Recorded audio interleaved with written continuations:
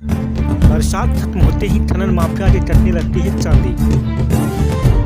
बताते चले कि फॉरेस्टन प्रखंड क्षेत्र के अमोना, शाहबाजपुर, कुशवाहा, पिपरा घाट पर बरसात खत्म होते ही खनन माफियाओं द्वारा जोर शोर से खनन करने में लग जाते हैं। जब बताते चले कि इसी कड़ी में फॉरेस्टन प्रखंड के शाहबाजपुर पंचायत के रही घाट में खनन माफियाओं के द्वारा आज तक जोर शोर से खनन किया जा रहा है, जिसको लेकर ग्रामीणों ने खनन माफियाओं के खिलाफ जन आक्रोश व्यक्त किया है।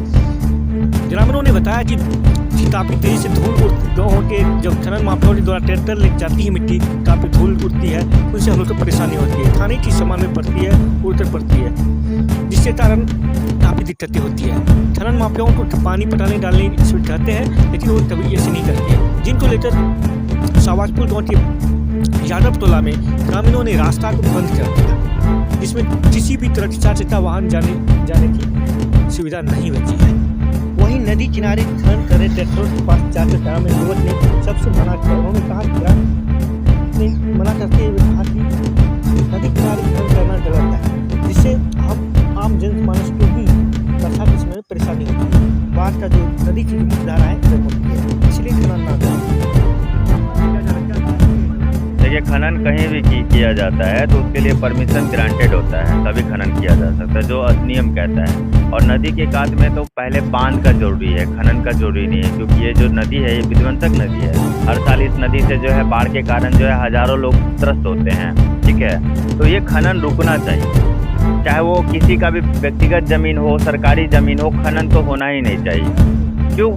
और कहीं भी जहाँ भी खनन हो रहा है, यहाँ नहीं, मैं सब जगह का बात कर रहा हूँ, चाहे वो बनाटपुर हो, ये शाहबाजपुर में हो, रही घाट हो, पिपरा घाट हो, कहीं भी खनन हो रहा है, चाहे वो आपका अमोना में हो, खनन रुकना चाहिए। मैं खास करके खनन विभाग का जो मेन मुख्य पदाधिकारी है, मैं उनसे आग्रह करना चाहता हूँ कि खनन कहीं भी हो रहा हो, यहाँ का मैं बात नहीं कर रहा हूँ, चाहे खनन कहीं भी हो, खनन रुकना चाहिए।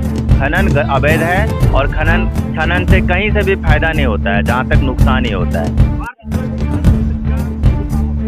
आम आवाम देखिए क्या है कि खनन जैसे होता है तो यहाँ पे जो है रास्ता मिल जाता है पानी को, और रास्ता मिलने से क्या होता है, जो खेती नुमा जमीन है वो क्षतिग्रस्त हो जाती है, जिससे कि जो छोटे मोटे किसान हैं वो त्रस्त हो जाते हैं, तो त्राहिमाम करने लगते हैं।